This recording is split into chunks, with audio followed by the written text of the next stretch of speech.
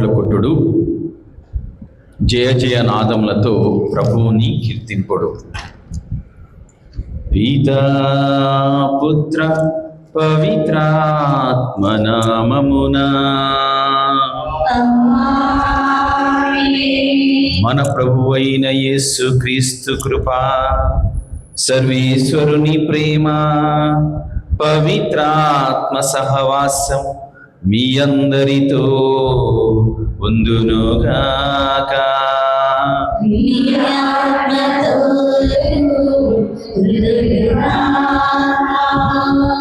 ప్రియా సహోదరి సహోదరులారా, ఈనాడు మనందరము కూడా ఈ సామాన్య కాలంలోని 13వ ఆదివారంలోనికి ప్రవేశించి ఉన్నాం. దేవుని యొక్క ఆశీర్వాదము, దేవుని యొక్క అనుగ్రహము దేవుడు మనకు ప్రసాదించాలని, అయితే ఆయన బిడ్డలుగా, ఆయన యొక్క శిష్యులుగా మరి మనం ఏం చేయాలో ఈరోజు ప్రభువు అడుగుతున్నాడు. నన్ను అనుసరించువాడు సిలువనెత్తుకొని అనుసరించమంటున్నాడు. మరి ఇంతకీ ఈ సిలువ ఏంటో, ఆ సిలువను ఎలా ఎత్తుకోవాలో, మన జీవితంలో వచ్చే ఒడిదుడుకులేంటో, ఇవన్నీ కూడా మనము ఎలా జీవించాలన్న దానికి క్రీస్తే నిలువెత్తు సాక్షిగా ఉన్నారు. ఈ లోకాన్ని విడిచిపెట్టే మనందరము కూడా పరలోక రాజ్యము చేరాలన్నదే ప్రభు యొక్క ఆలోచన. శిష్యరికం ఉన్నవాడు గురువు చెప్పినట్లుగా చేస్తూ ఉంటాడు. ఆ గురువు క్రీస్తు ప్రభు. ఆ యొక్క గురువు చెప్పిన మాటల ప్రకారము, వాక్కు ప్రకారము మనం జీవించినట్లయితే ఖచ్చితంగా దేవుడు అనుగ్రహాలు మనపై ఉంటాయి. మరి ఈరోజు ఈ పవిత్ర దీపావళి పూజలో పాల్గొన్న మనందరము కూడా క్షణం కళ్ళు మూసుకొని ఆత్మ పరిశీలన చేసుకుందాం. మన తలంపుల ద్వారా, క్రియల ద్వారా, ఆలోచనల ద్వారా పాపము చేసినట్లయితే ఆ పాపాన్ని విడిచిపెట్టి అయోగ్యులమైన మనలను యోగ్యులుగా చేయాలని ప్రభువు తన శరీర రక్తాలు ఇస్తూ ఉండగా, మరి పరమ పవిత్ర రహస్యములను కొని అంటకు యోగ్యులమవుటకు మన పాపమును ఒప్పుకుంటూ అందరం కలిసి సర్వశక్తి గల సర్వేశ్వరుని చెంతను మీ చెంతను నా పాపములను ఒప్పుకొనుచున్నాను. ఏదైనా తలంపు చేతను, పాపము చేతను, ప్రేమ చేతను, అశ్రద్ధ చేతను బహు పాపము చేస్తుంది. ఇది నా తప్పు, ఇది నా తప్పు, ఇది నా గొప్ప తప్పు. అందుచేత నిత్య కన్యకైన పరిశుద్ధ మాతను, సకల దూతలను, పునీతులను, సహోదరి సహోదరులారా, మీరును నా కొరకు మన ప్రభువైన సర్వేశ్వరుని ప్రార్థింపవలెనని బ్రతిమాలుకొనుచున్నాను. సర్వశక్తి గల సర్వేశ్వరుడు మనకు దయచూపి మన పాపములను మన్నించి మన నిత్యజీవమును చేర్చును గాక. ఆమేన్. ప్రభువా దయచూపుము, ప్రభువా దయచూపుము, క్రీస్తువా దయచూపుము, క్రీస్తువా దయచూపుము, ప్రభువా దయచూపుము, ప్రభువా దయచూపుము. మహిమా మహిమా సర్వేశ్వరునికి మహిమా, మహిమా మహిమా సర్వేశ్వరునికి మహిమా.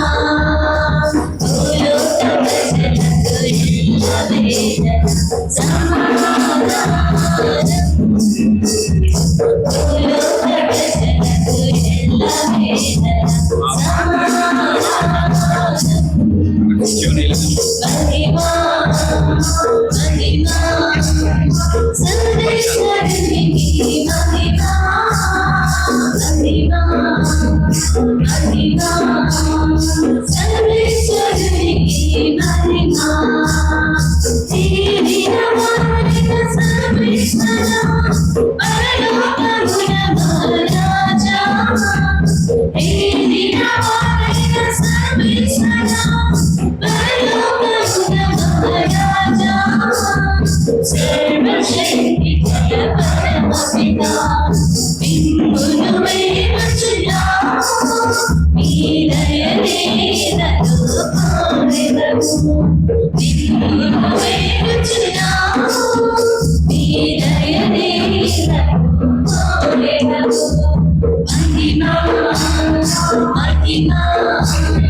సర్వేశ్వరునికి మహిమా మహిమా మహిమా సర్వేశ్వరునికి మహిమా జనితైక సుతుడాయే నివాన సర్వేశ్వరుని కొరెతుల్లా జనితైక సుతుడాయే నివాన సర్వేశ్వరుని కొరెతుల్లా విజయ ప్రభు శ్రీయేసువా యోగ పాప పరిహారం ఇలయో వెలసిన మా ప్రభువా యోగ పాప పరిహారం ఇలయో వెలసిన మా ప్రభువా మహిమా మహిమా సర్వేశ్వరునికి మహిమా మహిమా మహిమా సర్వేశ్వరునికి మహిమా పరిశుద్ధుడు మీరాపరే మహోన్నతుడు మీరాపరే పరిశుద్ధుడు మీరాపరే మహోన్నతుడు మీరాపరే మహోన్నతుడు యేసు విజయ సర్వేశ్వరుని మహిమలో పవిత్రాత్మతో నిండువాడా విజయ సర్వేశ్వరుని మహిమలో పవిత్రాత్మతో నిండువాడా ఆమేన్ ఆమేన్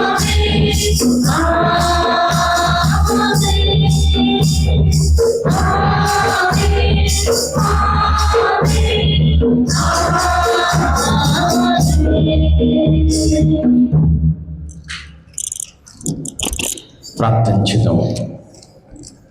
ఈ పవిత్ర దీపాల పూజలు సమర్పిస్తున్న ప్రతి కుటుంబాన్ని, పూజలో పాల్గొన్న ప్రతి ఒక్క బిడ్డను దేవుడు ఆశీర్వదించాలని ప్రార్థించుదాం.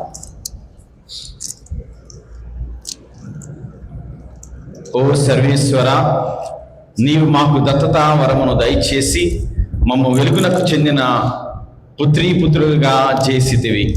అసత్యమనడు అంధకారంలో మేము చిక్కుకొనకుండా నీ సత్యపు వెలుగునందు మాత్రమే పయనించినట్లు మమ్మ కరుణింపుము. మీతోనూ పవిత్రాత్మతో కలిసి యుగయుగములు జీవించి పరిపాలించుడు మా ప్రభువును మీ కుమారుడైన యేసుక్రీస్తు ద్వారా ఈ మనవి చేయుచున్నాము. ఆమేన్.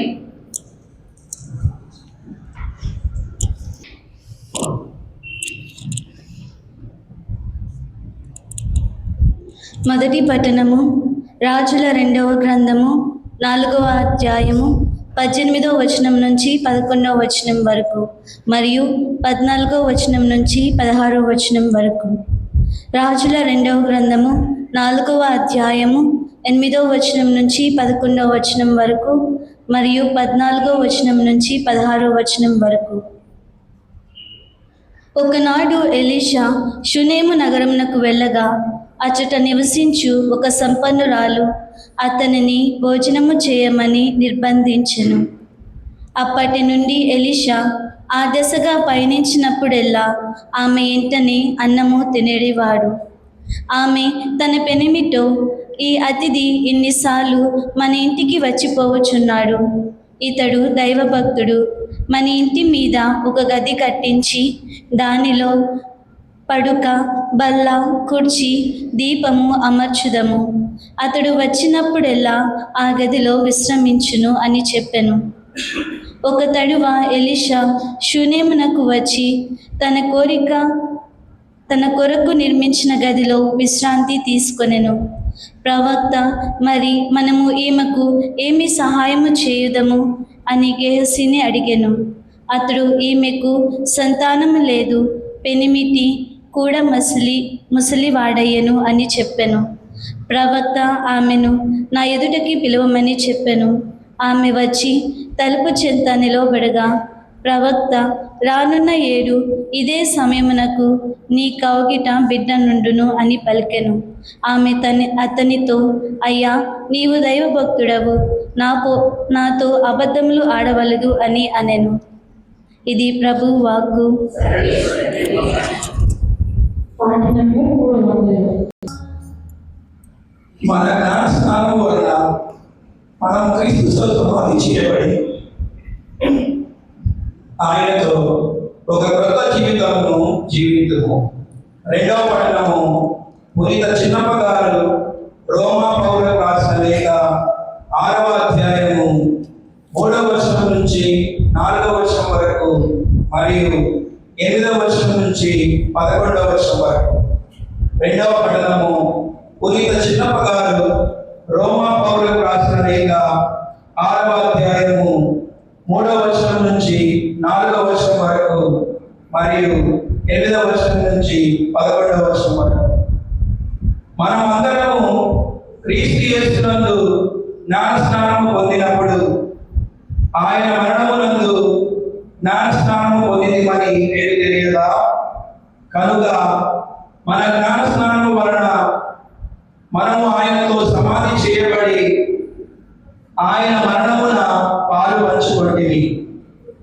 ఏదైనా తండ్రి ప్రభావముచే మరణము నుండి క్రీస్తు లేవనెత్తబడినట్టే మనమును ఒక క్రొత్త జీవితమును గడుపుటకే అట్లు జరిగాను. మనము క్రీస్తుతో మరణించి ఉన్నచో ఆయనతో జీవితుమని విశ్వసిద్దుము. ఏదైనా మరణము నుండి లేవనెత్తబడిన క్రీస్తు మరలా మరణింపబడని మనకు తెలియదు. మృత్యువునకు ఆయనపై ఇక ఎట్టి ఆధిపత్యమును లేదు. ఆయన మరణము పాపమునకు శాశ్వతమగు మరణము. ఇప్పటి ఆయన జీవితము దేవుని కొరకైన జీవితము. మీరును ఈ విషయమున అట్లే పాపమునకు మరణించి మరియు క్రీస్తు యేసుతో ఏకమై దేవుని కొరకై జీవించుచున్నామనియు తలంపవలెను. ఇది ఏమిన వారి వాక్కు. సర్వేశ్వరునికి వందనం. పాఠము 325. ప్రభు మీతో ఉందునుగాక. మీ ఆత్మతోను ఉండుగాక. పునీత మత్తయి గారు రాసిన పవిత్ర సువిశేషములోని భాగము. ప్రభువా, నీకు మహిమ కలుగుగాక.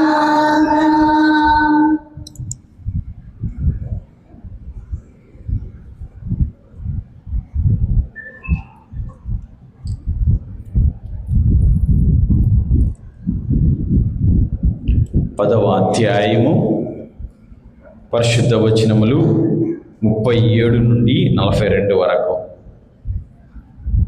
మత్తయి సువార్త 10వ అధ్యాయము పరిశుద్ధ వచనములు 37 నుండి 42 వరకు. తన తండ్రిని కానీ తల్లిని కానీ నాకంటే మిన్నగా ప్రేమించేవాడు నాకు యోగ్యుడు కాడు. తన కుమారుని కానీ కుమార్తెను కానీ నాకంటే మిన్నగా ప్రేమించేవాడు నాకు యోగ్యుడు కాడు. తన సిలువనెత్తుకొని నన్ను అనుసరింపనివాడు నాకు యోగ్యుడు కాడు. తన ప్రాణమును దక్కించుకున్న ప్రయత్నించేవాడు దాన్ని కోల్పోవును. నా కొరకు తన ప్రాణమును కోల్పోవాడు దాన్ని దక్కించుకొనును. మిమ్ము స్వీకరించువాడు నన్ను స్వీకరించున్నాడు. నన్ను స్వీకరించువాడు నన్ను పంపిన వాడిని స్వీకరించున్నాడు. ప్రవక్తను ప్రవక్తగా గుర్తించి స్వీకరించువాడు ప్రవక్త బహుమానమును పొందును.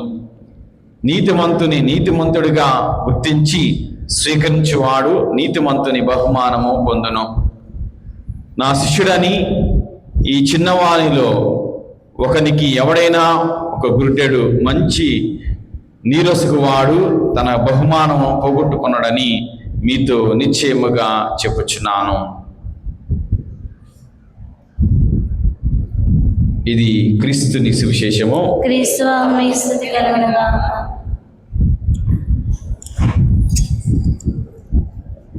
Praise the Lord, Praise the Lord. Praise the Lord, Praise the Lord. Praise the Lord. Praise the Lord. యేసువా వందనం, యేసువా వందనం. యేసువా స్తోత్రం, యేసువా స్తోత్రం. యేసు ఆరాధన, యేసువా ఆరాధన. యేసు ఆరాధన, యేసువా ఆరాధన. యేసువా మహిమ, యేసువా మహిమ. యేసువా ఘనత, యేసువా యేసు ఆరాధన, యేసువా ఆరాధన. యేసు ఆరాధన, యేసువా ఆరాధన. యేసు ఆరాధన, యేసువా ఆరాధన. ఆత్మస్వరూపుడు ఆరాధన, ఆత్మస్వరూపుడా ఆత్మస్వరూపుడు ఆరాధన, ఆత్మస్వరూపుడా ఆరాధన. నా మంచి కాపరి ఆరాధన, నా మంచి కాపరి ఆరాధన. నా రక్షకుడు ఆరాధన, నా రక్షకుడా నా రక్షకుడు ఆరాధన, నా రక్షకుడా నా రక్షకుడు ఆరాధన.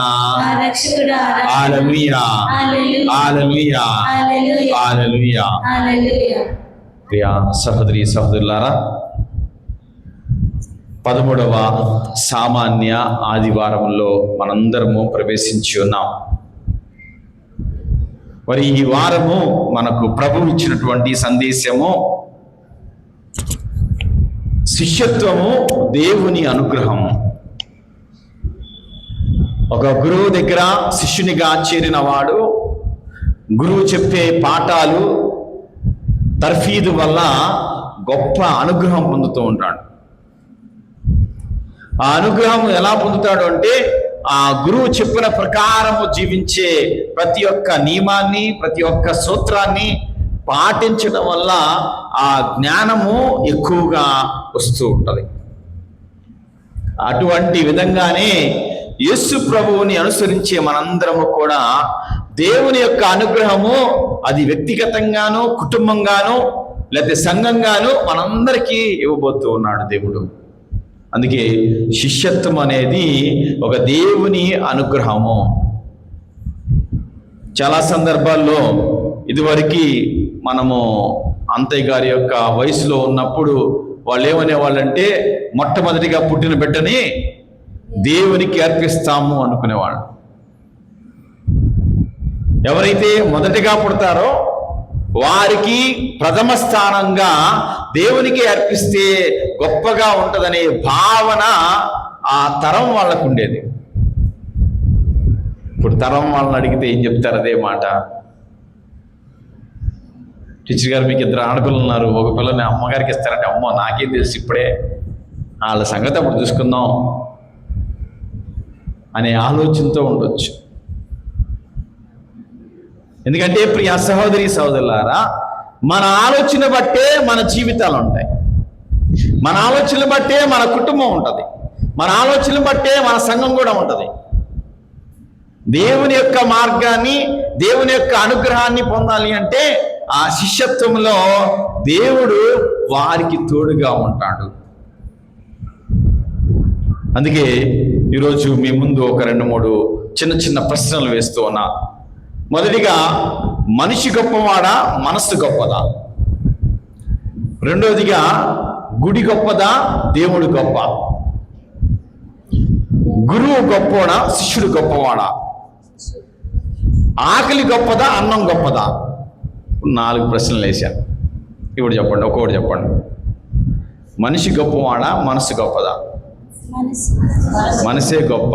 Okay, right. గుడి గొప్పదా, దేవుడు గొప్ప? దీనిలో ఖచ్చితంగా చెప్తారు దేవుడే గొప్ప. గురువు గొప్పవాడా, శిష్యుడు గొప్పవాడా? శిష్యుడు కూడా గొప్పవాడా? శిష్యుడే గొప్ప. అది కొత్త మాట అమ్మా. పాత మాట అయితే గురువే గొప్ప.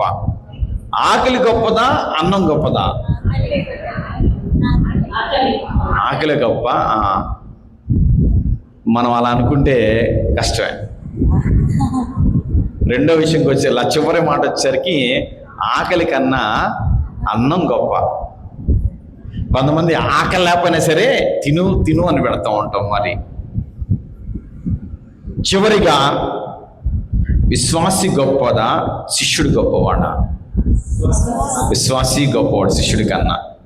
సరే, తేడా ఏంటి? విశ్వాసికి శిష్యునికి తేడా ఏంటి?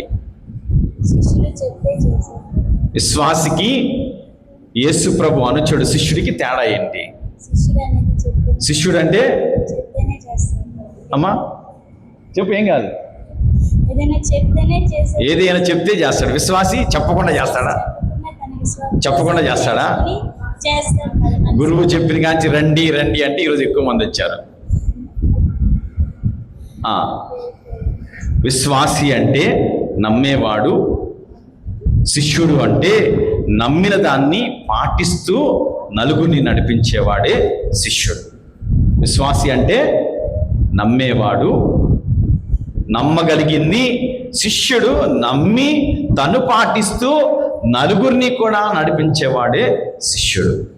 ఆ శిష్యత్వమే క్రీస్తు ప్రభు జ్ఞానస్నానం ద్వారా మనందరికీ ఇచ్చాడు. Praise the Lord, praise the Lord, praise the lord.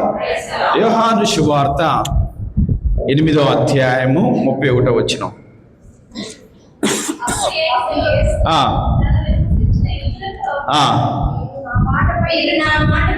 మీరు నా మాటపై నిలిచినచో, మీరు ఎప్పుడైతే నా మాట ప్రకారం నిలుస్తూ ఉంటారో, జీవిస్తూ ఉంటారో, అప్పుడు మీరు నా శిష్యులు అవుతూ ఉంటారు. అందుకని అందరూ శిష్యులు కాదు, అందరూ శిష్యులు కాదు. తల్లి తండ్రి ఒకటి ఆలోచిస్తే కొడుకు కుమార్తె మరొకటి ఆలోచిస్తూ ఉంటారు. ఇప్పుడు ఆలోచన విషయంలో ఒకరికొకరికి సంబంధం లేదు. ఇదివరకు మనం ఏమన్నా అదిగో చక్కగా వాళ్ళ తండ్రి తరంలోనే ఉన్నాడు కాబట్టి ఆలోచనలు వచ్చాయి కాబట్టి ఇదిగో వాళ్ళ నాన్న ఈయన అనే ఆలోచన వచ్చింది. ఇప్పుడు ఇలాంటి కొడుకు పుట్టాడేంటబ్బా అనే ఆలోచన వస్తుంది. కానీ అన్నిటికన్నా ముఖ్యం ఈరోజు ప్రభువు చెప్తున్న గొప్ప మాట, ఈ శిష్యత్వం గురించి 5 విలువైన మాటలు చెప్తూ ఉన్నారు. మొదటిగా మత్తయి సువార్త 28వ అధ్యాయము 19వ వచనంలో శిష్యత్వం గురించి చెప్తూ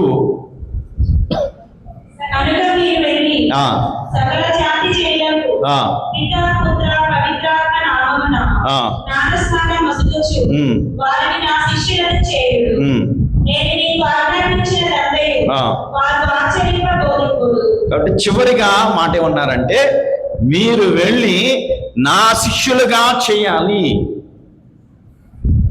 విశ్వాసులుగా చేయమంటలా, ప్రతి ఒక్కరిని కూడా ఇదిగో శిష్యునిగా చేయమని ప్రభు కోరుకున్నారు. లాస్ట్ మాట ఏమమ్మా? శిష్యునిగా.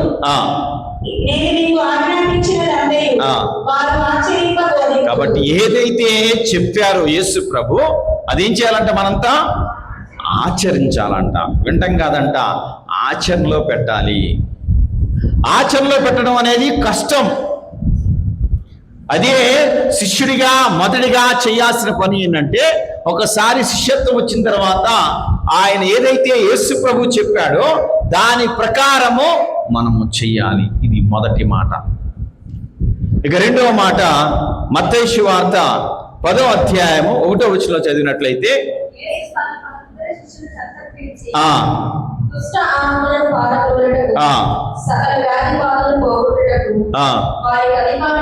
కాబట్టి రెండోదిగా ఒక శిష్యునికి దేవుని యొక్క అధికారం ఇస్తూ ఉంటారు. ఒక విచారణ గురువు కావచ్చు, గురువుకి దివ్య సంస్కారాల అధికారం అనేది ఇస్తూ ఉంటారు. జ్ఞానస్నానం ఎవరు పడితే వాళ్ళు ఇవ్వకూడదు, పెళ్లి ఎవరు పడితే వాళ్ళు చేయకూడదు. బయట చేసుకొచ్చాం కానీ మన కథోలిక సిద్ధాంతం ప్రకారము, మన కథోలిక ఆచారాల ప్రకారము దానికి ఒక శిష్యుడిగా ఎన్నుకున్న వాడు ద్వారానే ఈ అధికారం అనేది ఇవ్వటం జరుగుతుంది. అది ఎలా అంట? దుష్టాత్మలైనను రోగులకును ఏది చెయ్యాలన్నా సరే ఎవరు చేయాలంట? ప్రభువు ఏర్పరచుకున్నటువంటి శిష్యులు చెయ్యాలి. కానీ ఈ మధ్యకాలంలో ప్రజలకు, విశ్వాసులకు ఇది అర్థం కావట్లా. చిటికలో అన్ని ఆలోచించుకుంటారు. ఫాదర్ దగ్గరికి వచ్చి, ఫాదర్ ఒక 10 రోజుల్లో పెళ్లి చేసేసేయండి. దీనికి ముందు పెళ్ళి బట్టలు కొనుక్కోవడానికి వెళ్తారు, బయట తిరగటానికి వెళ్తారు, ప్రీ వెడ్డింగ్ షూటింగ్లకి వెళ్తారు. కానీ పెళ్ళికి మాత్రం సమయం పడితే మాత్రం మీరు కాకపోతే ఆ పాస్టర్ గారు చేస్తారు, వెళ్తాం. ఎందుకు? మన కథోలిక సిద్ధాంతంలో 3 ప్రకటనలు ఖచ్చితంగా చేయాలి అనే దానికి, ఆ సంసిద్ధత అనేది ఏర్పాటు చేసుకోవడానికి మనము కట్టుబడి ఉండాలి.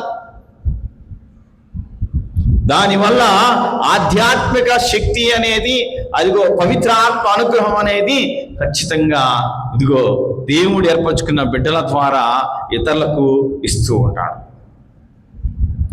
ఇక మూడవదిగా మత్తయి సువార్త 12వ అధ్యాయము 49వ వచనంలో చదివినట్లయితే తన శిష్యుల వైపు చూచుచు ఆ వీరే నా తల్లి సోదరులు అని చెప్పాడు. మరియు పరలోకమందున్న నా తండ్రి చిత్తము నెరవేర్చువాడు ఆ. నా సోదరుడు, నా సోదరి, నా తల్లి అని పలికెను. కాబట్టి క్రీస్తు ప్రభు స్పష్టంగా మూడవదిగా చెప్తున్నారంటే, ఈరోజు సువార్తలో ఉన్నట్లుగా ఏం చేయమంటున్నాడు?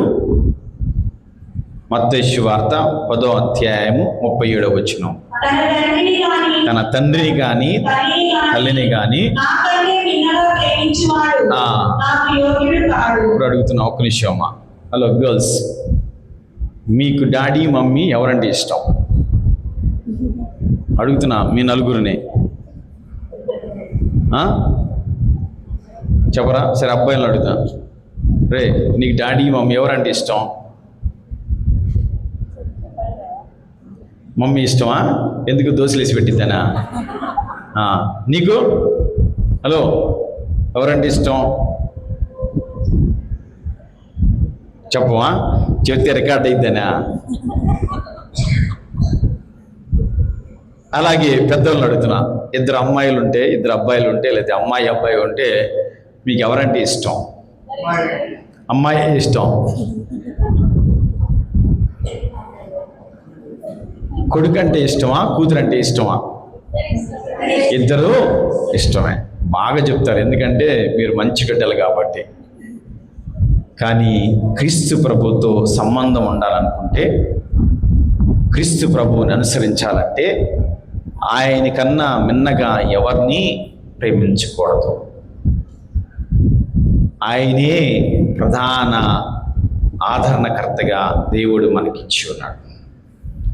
దేవునితో సంబంధం అంటే ఈ కుటుంబానికి, ఈ లోకానికి, ఈ వ్యక్తులకు సంబంధం కలిపి జీవించడం కాదు, దేవునితో సంబంధాన్ని ఏర్పరచుకోవాలని శిష్యులకు తెలియజేస్తూ ఉన్నాడు ప్రభు. అటువంటి జీవితము నీకు నాకు ఇదిగో ఈ దివ్య సప్రసాదం ద్వారా దేవుడు మనతో ఒక సంబంధాన్ని ఏర్పరచుకుంటున్నాడు. ఆయన ప్రేమపూర్వక సంబంధం. ఆ ప్రేమ మనకు ఉచితంగా ఇస్తూ ఉన్నాడు. నాలుగవదిగా మనం చూసినట్లయితే యోహాను శుభవార్త 17వ అధ్యాయము 6వ వచనం చదివినట్లయితే, ఈ లోకము నుండి నీవు నాకు అనుగ్రహించిన వారికి నేను తెలియజేసింది, వీరు నీవారు, నీవు వారిని నాకు అనుగ్రహించితివి, వారు నీ మాటను పాటించిరి. కాబట్టి ఎవరైతే యేసు ప్రభుకి విధేయత ఉంటాడో, దేవుడు యేసు ప్రభు తండ్రికి విధేయుడై జీవించినట్లే మనము కూడా దేవునికి విధేయత చూపించాలి.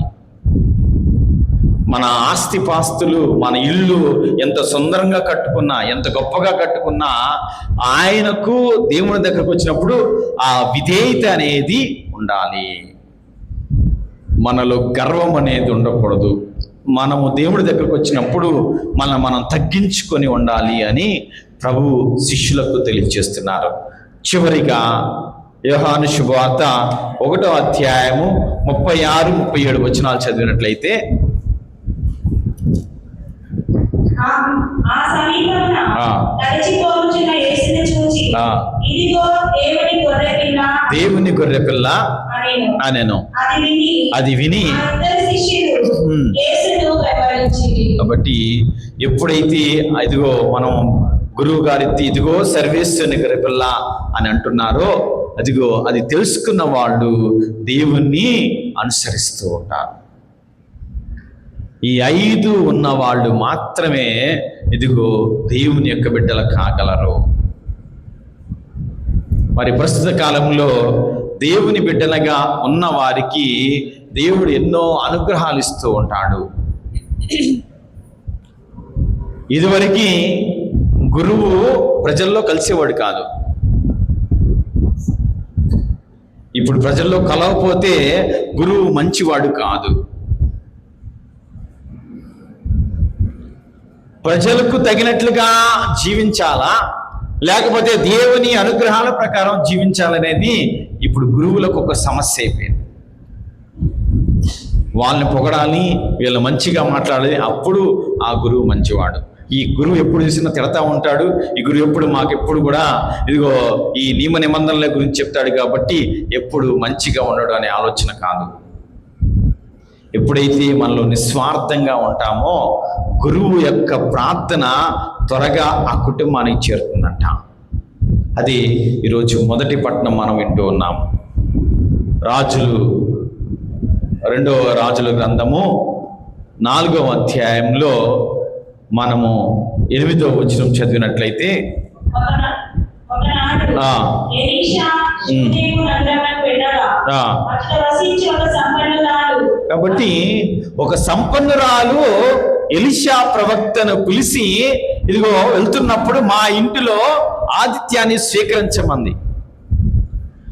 ఆ స్వీకరించినప్పుడు అక్కడితో ఆగిపోలేదు. ఆ తల్లి ఏం చేసిందంట, తన భర్తను పిలిచి, ఈయన ప్రయాణం వెళ్ళినప్పుడే కూడా ఇదిగో మన ఇంట్లోకి వచ్చి ఆతిథ్యాన్ని స్వీకరించమని ఆయన కొరకు ప్రత్యేకంగా ఒక గది కట్టారు, ఆయన కొరకు ఒక బల్ల వేశారు, ఒక టేబుల్ వేశారు, ఒక చైర్ వేశారు, ఒక కొనుక్కోడానికి పడక గది ఇచ్చారు. ఇవన్నీ ఇచ్చిన ఆ తల్లి, సంపన్నురాలైన తల్లి యొక్క కొరతను, కోరిక ఏది అడగలేదు. నాకు ఇది కావాలి, లేకపోతే నాకు అది లేదు అని ఆ తల్లి కోరుకోలేదు. కానీ ఎవరు ఇష్టపడ్డారు? అమ్మా 8వ వచనం 14వ వచనం చదువుదాం. కాబట్టి ఈ విధంగా తల్లి సహాయం చేస్తుంది, కాబట్టి ఈ విధంగా ఆ తల్లి మనల్ని గౌరవిస్తుంది, కాబట్టి ఈ విధంగా ఆతిథ్యాన్ని ఇస్తుంది, కాబట్టి ఆ తల్లికి, ఆ కుటుంబానికి ఏం కావాలో మనమే ప్రార్థన చేయాలి అని తన యొక్క శిష్యుణ్ణి ఎలీషా ప్రవక్త అడుగుతూ ఉన్నాడు. ఇదిగో ఆ యొక్క గొప్ప మనస్సు ఎప్పుడైతే మనకు కలుగుతుందో, ఎప్పుడైతే ఒక గురువుని పిలిచి లేకపోతే ఒక దేవ సేవకుని పిలిచి మనం మాట్లాడుతూ ఉంటామో, వారే కనుక్కొని వారికి కావాల్సిన అనుగ్రహాన్ని ఇస్తూ ఉంటూ ఉంటారు. అది ఈరోజు ఎలీషా ప్రవక్త చేసి చూపించాడు. చదువు.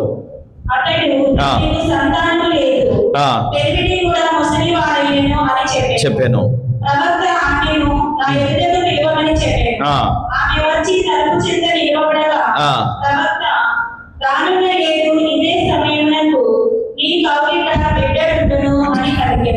కాబట్టి ఇది ఎలా పలికాడు అంటే, దేవుని యొక్క మహిమ, దేవుని యొక్క అనుగ్రహము, దేవుని యొక్క వరంగా ఆ ఎలీషా ప్రవక్తున్నటువంటి ఆ శక్తి, అనుగ్రహము ఆ కుటుంబానికి ఇవ్వాలనుకున్నాడు.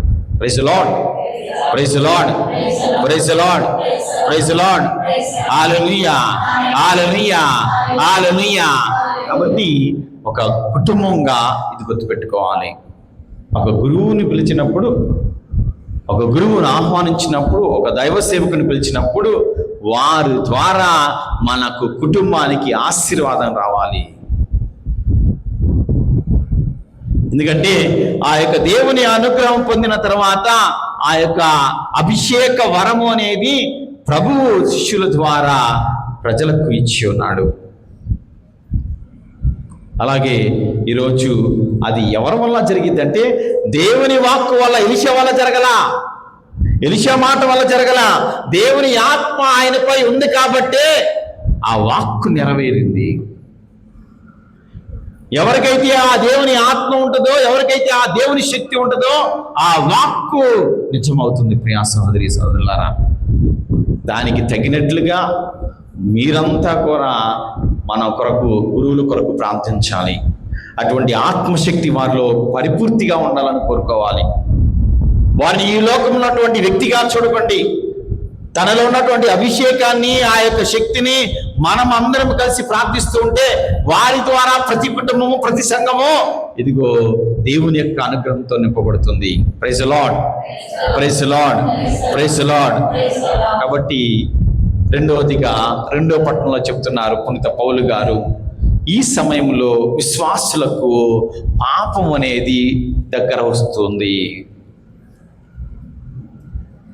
రోమిలకు రాసిన లేఖ 6వ అధ్యాయం 23వ వచనం చదివినట్లయితే 6:23 ఏమైనా ఆ, పాపము యొక్క వేదన పాపము యొక్క వేతనము మరణము, కానీ దేవుని కృపను దేవుని యొక్క అనుగ్రహము మన ప్రభువైన యేసుక్రీస్తునందు ఆ. శాశ్వత జీవనం. శాశ్వతముగా దేవుడు మనకు దేవుని అనుగ్రహం ఇవ్వాలనుకుంటున్నాడు. కానీ మనమే ఈ పాపము ద్వారా ఏ పాపపు ఆలోచనలు ఉన్నాయో, ఏ పాపపు కోరికలు ఉన్నాయో, ఏ కోరికలతో ఉంటున్నామో, ఇదిగో పౌలు గారు చక్కగా చెప్తున్నారు. క్రీస్తు ప్రభువు కూడా మానవుడిగా జన్మించి పాపం మినహా ఆయన మరణించి ఇదిగో పాపాన్ని మరణాన్ని జయించినవాడు. ఈరోజు చదివినటువంటి 2వ పట్టణంలో చివరి వాక్యంలో అదే వింటున్నాం. చదవము 10-11 వచనాలు. మీరును ఆయన రోమిలకు రాసిన లేఖ 6వ అధ్యాయం 10-11. ఆయన మరణము పాపమునకు శాశ్వతకు మరణము, ఆయన జీవితము దేవుని కొరకైన జీవితము. మీరును మీ విషయమున అట్లే పాపమునకు మరణించి క్రీస్తు యేసుతో ఏకమై దేవుని కొరకై కాబట్టి ఇదే కోరుకున్నారు. ఎవరి కొరకు జీవించాలంట? ఎవరి కొరకు జీవించాలంటమ్మా? యేసు ప్రభు కొరకు జీవించాలి. ఎంతమంది యేసు ప్రభు కొరకు జీవిస్తున్నారు? చేతుల తండ్రులతో ఏం నమ్మకం లేదా మీ మీద? మీకు ఎత్తండి, పూర్తిగా ఎత్తండి. ఎందుకు భయపడతారు? ఎందుకు? Praise Lord, praise Lord. అప్పుడప్పుడన్నా యేసు ప్రభు గురించి ఆలోచిస్తాం కదా, అప్పుడప్పుడన్నా గుర్తుపెట్టుకుంటూ ఉంటాం కదా, ప్రతిసారి యేసయ్యా అని మాట అంటూ ఉంటాం కదా, కనీసం అప్పుడన్నా గుర్తుపెట్టుకుంటామా లేదా? మరి అలా గుర్తుపెట్టుకుని జీవించాలనే ప్రభువు కోరుకుంటున్నాడు. ఏదైనా ఒక్కసారిలో మార్పు రాదు. మనం మారే కొద్దీ దేవుడి అనుగ్రహం మనకు వస్తుంది. అది మారటానికి ప్రయత్నం చేయాలి.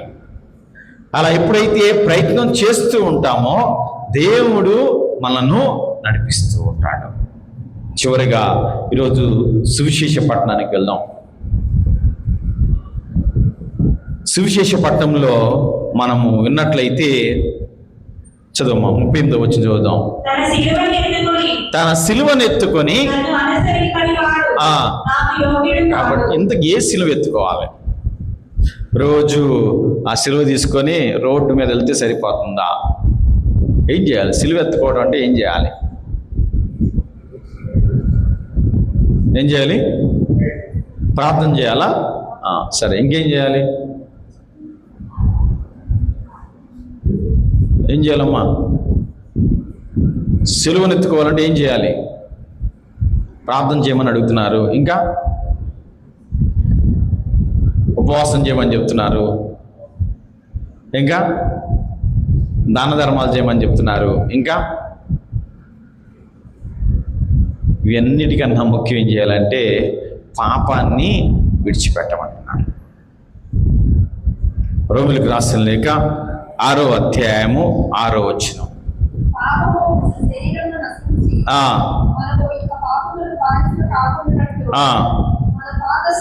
మన పాత స్వభావమును తెలియను.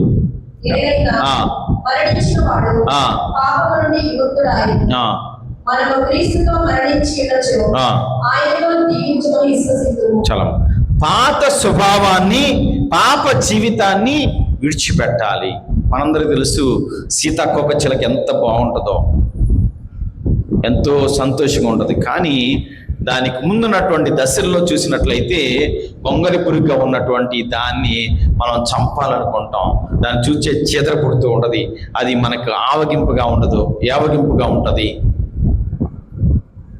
అలాంటి మన జీవితాన్ని ఒక సీతాకోక చిలుకలాగా మార్చుకోవాలంటే మనలో ఉన్నటువంటి ఆ పాత స్వభావాన్ని మార్చుకుంటూ ఉండాలి. అప్పుడే నీవు యేసు ప్రభు సిలువనెత్తుకోగలవు. మనలో ఆ యొక్క స్వభావం గనక మార్చుకోకపోతే మనము ఏది చేసినా వృధా. దానికి చక్కని ఉదాహరణగా పునీత అగస్టిన్ గారిని మన జీవితంలో చూడొచ్చు. ఆయన ఎంత పాపాత్మమైన జీవితం జీవించాడో, ఆ తర్వాత ఎంత పుణ్యాత్ముడయ్యాడో మన చరిత్ర చెప్తుంది. ప్రియా సహోదరి సహోదరులారా, ఆయన జీవించిన మొదటి జీవితము, మొదటి దశలో పాపము చేసినవాడు, క్రూరమైన జీవితాన్ని జీవించినవాడు. కానీ ఎప్పుడైతే మారు మనసు పొందాడో తన పాత జీవితాన్ని పూర్తిగా వదిలిపెట్టి దేవునికి అంకితమై ఒక పునీతుడయ్యాడు. అది మొదటిగా చెప్తుంది. రెండవదిగా మనం సిలువనెత్తుకోవటం అంటే గలతీయులకు రాసిన లేఖ 6వ అధ్యాయము 14వ వచనం చదివినట్లయితే,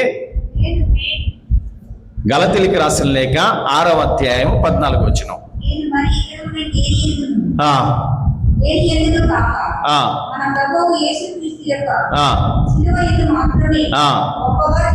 కాబట్టి ఏది చేసినను దేవుని ద్వారా చేయాలంట, యేసు ప్రభు శిలువ ద్వారానే మనం గొప్పలు చెప్పుకోవాలి. అంటే మన శ్రమలలో, మన కష్టాల్లో, మన బాధల్లో గొప్పలు చెప్పుకోవాలి. ఇదిగో దేవుడు ఈ శ్రమ ఇచ్చాడు, ఈ కష్టం ఇచ్చాడు, నేను ధైర్యంగా ఉన్నాను, నేను బాధపడలేదు, నేను భయపడలేదు, నాకు ఇటువంటి అనారోగ్యం వచ్చినా, ఇటువంటి కష్టం వచ్చినా ఇదిగో నాకు దేవుడే తోడుగా ఉన్నాడు. Praise the Lord, praise the Lord, praise the Lord, praise the lord.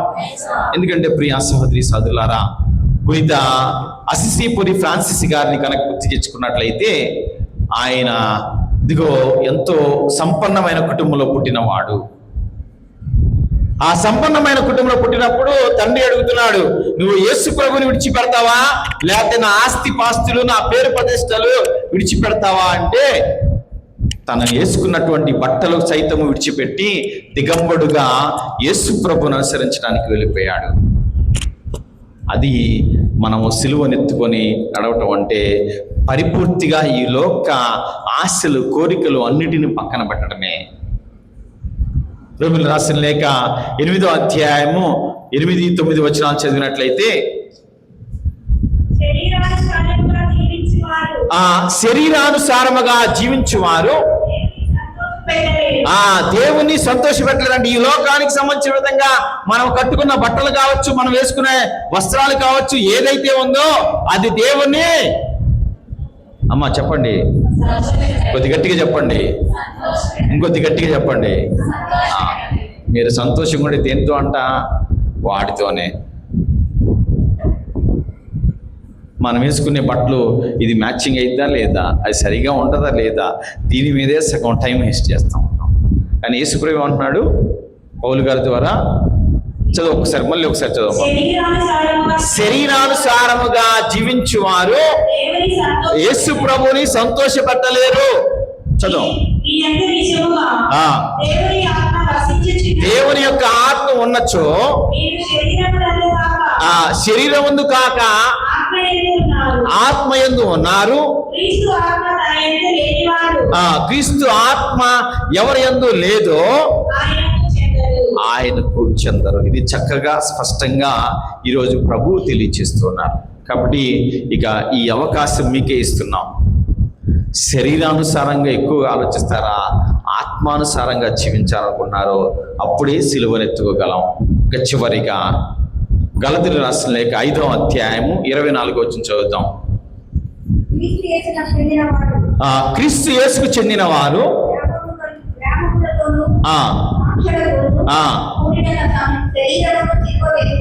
కాబట్టి ఎవరైతే కోరికలు, ఆశలు ఉంటాయో అవన్నీ ఎక్కడ వేయాలంట, సిలువ వేయాలి. మనకి ఏదైతే ఆశ ఉంటుందో దానికోసం ప్రయాస పడకూడదు, ఆరాట పడకూడదు. మనం షాపుకి వెళ్తే, షాపుకు తోడికెళ్తే, షాపు తోడికెళ్ళినందుకు మనం కూడా తోడికి ఏదో తెచ్చుకుంటూ ఉంటాం. ఎందుకని? కళ్ళకు నచ్చిందనే కోరికతో, ఆశతో తెచ్చుకుంటూ ఉంటాం. ఇది ప్రతి ఒక్కరి జీవితంలో వారికి ఉన్నటువంటి వ్యసనమో, వారికి ఉన్నట్టు ఇష్టమో, వారికి ఉన్నట్టు కోరికో ఏదైతే ఉందో దాన్ని విడిచిపెట్టమంటున్నాడు. అలా మనం విడిచిపెడితే, దేవుని కొరకు మనం గనక జీవించగలిగితే అప్పుడే నిజంగా దేవుని యొక్క ఆశీర్వాదము పొందగలము. ఈరోజు సువార్తలో ఆఖరి వచనము,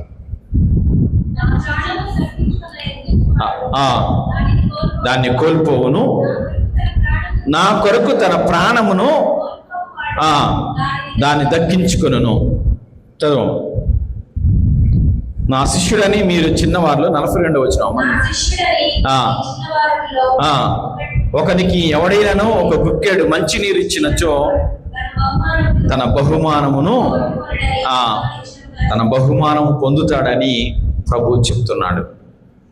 అందుకని దాహంగా ఉన్న వారికి మనము దాహం తీర్చావా, ఆకలి కొని ఉన్న వారికి ఆకలిలో అన్నం పెట్టావా అని ప్రభు తుది తీర్పు రోజు మత్తయి సువార్తలో మనం 25వ అధ్యాయంలో తుది తీర్పు రోజు చెప్తూ ఉంటాడు.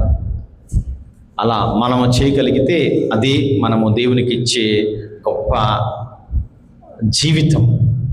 అప్పుడు దేవుడి యొక్క ఆశీర్వాదము మనం పొందగలుగుతూ ఉంటాం. మరి అటువంటి ఆశీర్వాదము ఒక శిష్యునిగా జ్ఞానస్నానం పొందిన మనము, ఒక దేవుని యొక్క అనుగ్రహం పొందడానికి సిద్ధపడుతున్న మనము ఇదే విధంగా మనం జీవించాలి. దేవుని కొరకు మన ప్రాణం అర్పించడానికైనా సంసిద్ధపడితేనే దేవుడు అనుగ్రహం ఇంకా ఎక్కువగా ఉంటుంది. దేవుడు దయచేయాలని ఈ పవిత్ర దీపావళి పూజలో ప్రార్థించుదాం. పితా పుత్ర పవిత్ర ఆత్మ నామమున ఆమేన్. దయచేసి నిలబడి మన యొక్క సహోదరి సహోదరులారా, నేను మీరు అర్పించిన ఇవ్వాలి సర్వశక్తి గల పిత అయిన సర్వేశ్వరునికి అంగీకారం అట్లు ప్రార్థింపము.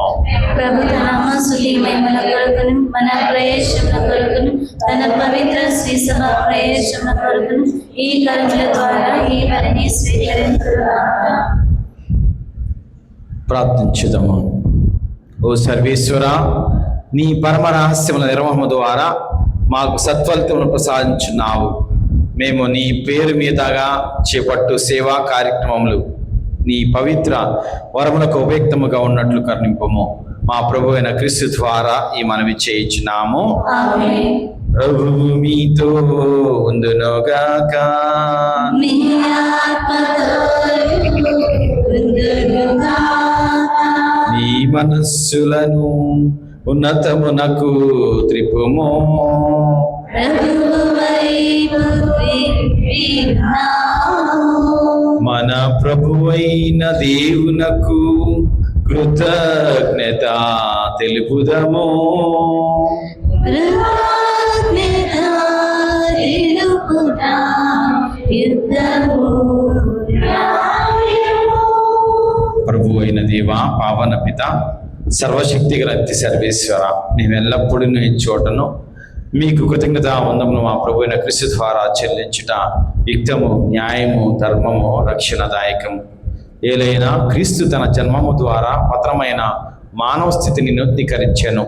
తన శ్రమల ద్వారా మన పాపములను రద్దు చేశాను. అతడు మరణము నుండి ఉత్థానుడై శాశ్వత జీవనకు మార్గము తెరచెను. తండ్రి, అతడు నీ వద్దకు మోక్షారోహణము చేసి మూసి ఉన్న మోక్షపు ద్వారాలను తెరచెను. కావున దూతల పునీతుల బృందముతో ఏకమై నిరంతరము మేము స్తుతించుట ఎట్లనగా,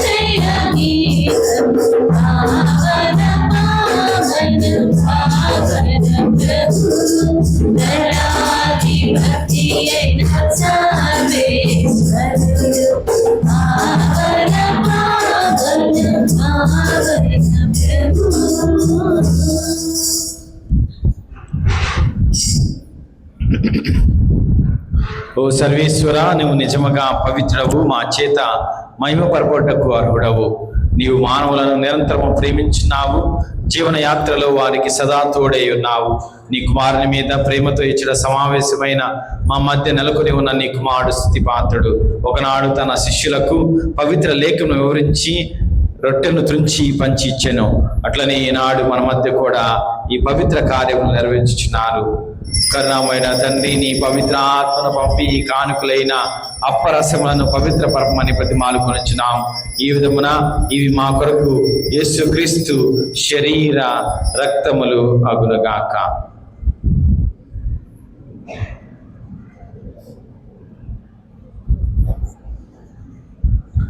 వారు శిలువ శ్రమలను తన ఇష్టపూర్తిగా అప్పగించుకున్నప్పుడు అప్పమనందుకొని ఆశీర్వదించి త్రుంచి శిష్యులకిచ్చుచు ఇట్లనెను, మీరందరూ దీనిని తీసుకొని భుజింపుము. ఏలయన ఇది మీ కొరకు అప్పగింపబడనున్న నా శరీరము.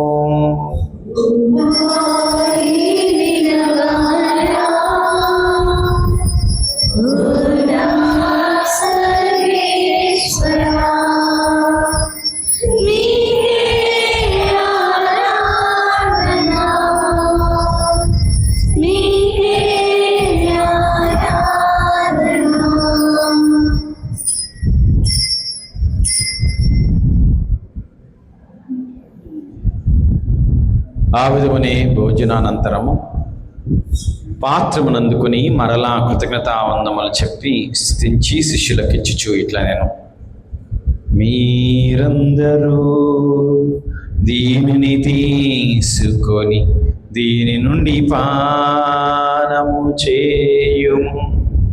ఏలయన ఇది నూతన నిత్య నిబంధన యొక్క నా రక్తపు పాత్రము. ఇది మీ కొరకును ప్రజలందరి కొరకును పాప పరిహారమునకై దారబోయబడును. దీనిని నా జ్ఞాపకార్థము చేయుము.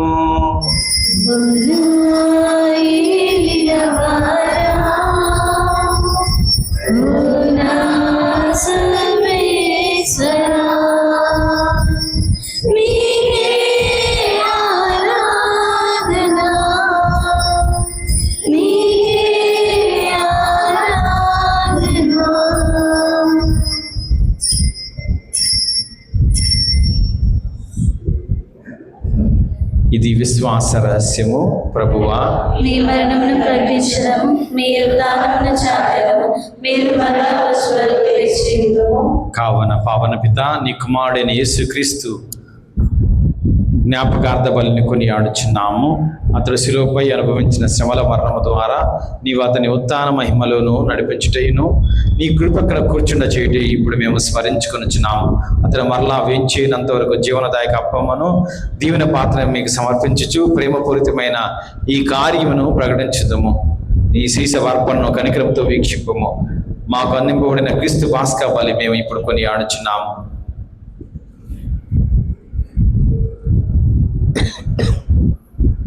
ప్రేమాయుతమైన నీ పవిత్ర ఆత్మశక్తి ప్రభావమున నీ కుమారుని శరక్తములను స్వీకరించి మమ్మందరినీ ఐక్యపరచి నీ కుమారుని ద్వారా ఎన్నికైన ప్రజలతో ఇప్పుడు ఎల్లప్పుడూ లెక్కింపడినట్లు అనుగ్రహింపము.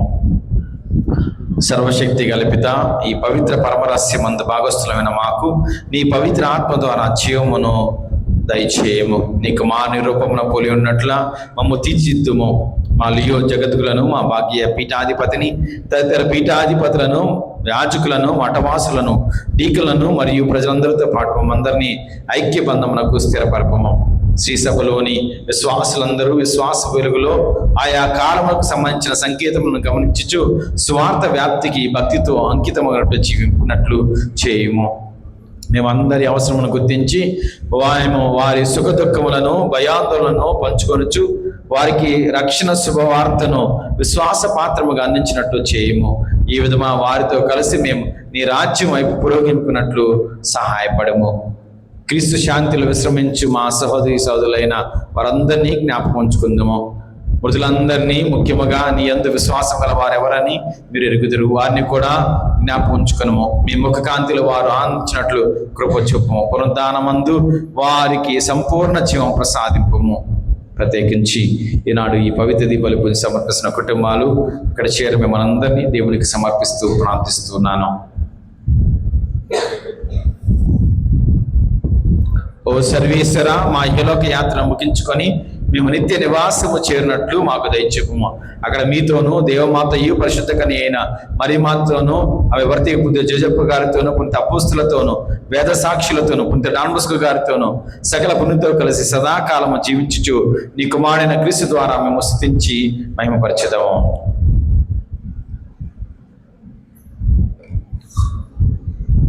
క్రీస్తు ద్వారా, క్రీస్తుతో, క్రీస్తునందు సర్వశక్తి గల పితైన సర్వేశ్వర పవిత్రాత్మతో ఏకమయుండు మీకు యుగ యుగములు గౌరవ మహిమలు కలుగునుగాక.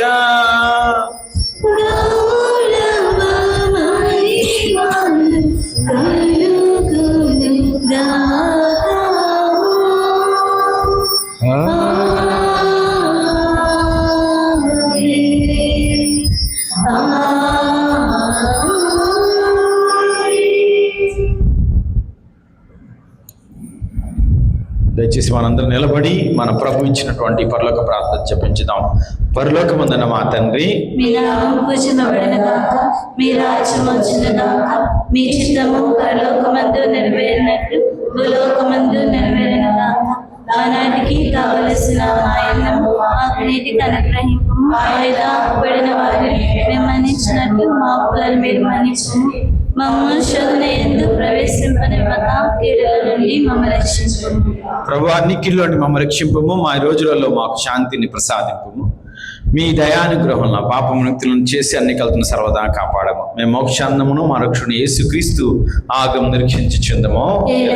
నిరంతరము మీదే రాజ్యము, మీదే అధికారము, మీదే మహిమ. శాంతిని మీకు ఇచ్చినాను, నా శాంతిని మీకు ఇస్తున్నాను అని మీ అపోస్తులతో వచించిన ప్రభు అని యేసువా, మా పాపం లెక్కింపక మీ తిరుసభ విశ్వాసం రక్షింపము. మీ చేత ప్రకారం ఈ సభకు శాంతిని ఐక్యమును అనుగ్రహింపము. యుగేగములు జీవించి పరిపాలించు ప్రభువా. ప్రభుని శాంతి సమాధానం ఎల్లప్పుడూ మీ అందరితో ఉందని గాక. మీ ఆత్మతో ఉండును గాక. ఒకరికొకరు సమాధానము తెలుపుకుందాము.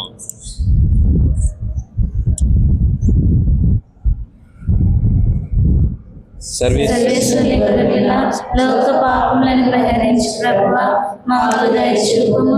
సర్వేశ్వరుని గొర్రెపిల్ల, లోక పాపములను పరిహరించు ప్రభువా, మాకు దయచూపుము. సర్వేశ్వరుని గొర్రెపిల్ల, లోక పాపములను పరిహరించు ప్రభువా, మాకు శాంతిని దయచేయము.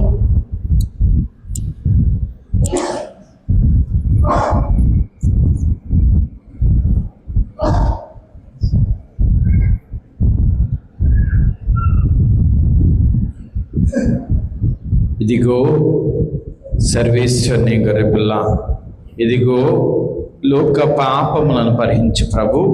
గొర్రెపిల్ల విందుకు పిలువబడిన మనందరము ధన్యులము. ప్రభువా, మీరు నా ఇంట ప్రవేశించలేని కానీ మీరు ఒక మాట పలికిన నా ఆత్మ స్వస్థత పొందును. క్రీస్తుని శరీరము రక్తము మన నిత్యము చేర్చును గాక. ఆమేన్. చూద్దాము.